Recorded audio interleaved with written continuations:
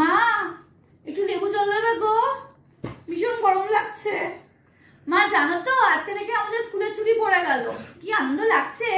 পুজো পুজো গন্ধ চলে এসেছে চারিদিকে। মা আমরা ঠিক করেছি, আমি রনিতা লিজা আর গীতা আমরা 4 জন মিলে ঠাকুর দেখবো। আমরা হেঁটে হেঁটে অনেকগুলো ঠাকুর দেখবো।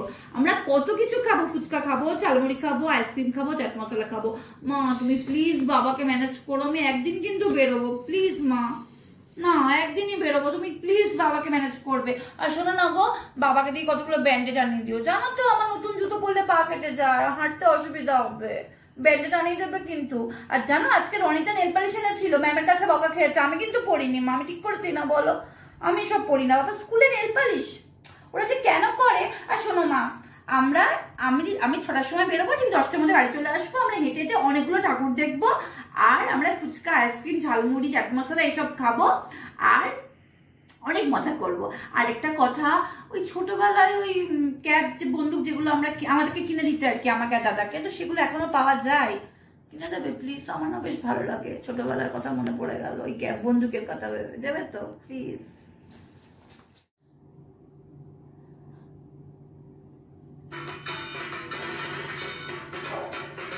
মা দেখো ঢাকের আওয়াজ হচ্ছে, মনে হয় ফুল কাকিমাদের বাড়িতে ঠাকুর চলে এলো। চলো গিয়ে দেখে আসি। কি মজা, পুজো চলে এলো, পুজো চলে এলো, বাও ঠাকুরও চলে এলো। চলো গিয়ে দেখে আসি, চলো। মা মা আমার জুসটা দিয়ে যাও, আর একটু এসিটা চালিয়ে দাও না, ভীষণ গরম লাগছে। মা জানো আজকে থেকে আমাদের স্কুলে ছুটি পড়ে গেল, পুজোর ছুটি। বলছি যে আজকে ইপসিতা কি বলছিল জানো, বলছিল ওরা সব ঠাকুর দেখতে যাবে, হেঁটে হেঁটে ঠাকুর দেখবে। আমাকেও বলছিল তুইও চ। আমি বলছি পাগল, এই গরমে হেঁটে হেঁটে ঠাকুর দেখবি তোরা? বলছে হ্যাঁ, হেঁটে ঠাকুর দেখার নাকি মজাই আলাদা। আমি বলছি না বাবা, এই গরমে আমি হেঁটে ঠাকুর দেখতে পারবো না, আমার মা আমাকে ছাড়বে না। আমি ঠিক বলেছি না বলো?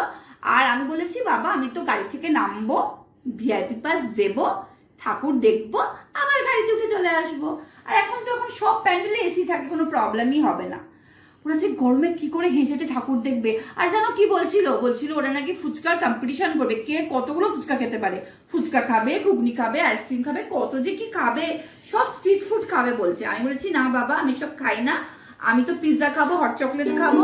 আর আমি গুগলে সার্চ মেরে দেখে নিয়েছি কোন কোন রেস্টুরেন্টে কি কি ভালো আইটেম আছে, আমি সেগুলোই খাবো। মা আমি ঠিক বলেছি না বলো? কি করেছে ওরা, মানে একদম হাইজিন মেনটেন করে না, কি করে যে পারে ওরা কে জানে বাবা। আর ইপসিতার মা আমাকে আন্টি আর কি বলেছে যে তুই যদি কোনো ভিআইপি পাস থাকে তোর কাছে দিস, শ্রীভূমি যদি পাস থাকে। আমি বলেছি হ্যাঁ শ্রীভূমির পাস আমার কাছে অনেকগুলো আছে, আমি দিয়ে দেবো।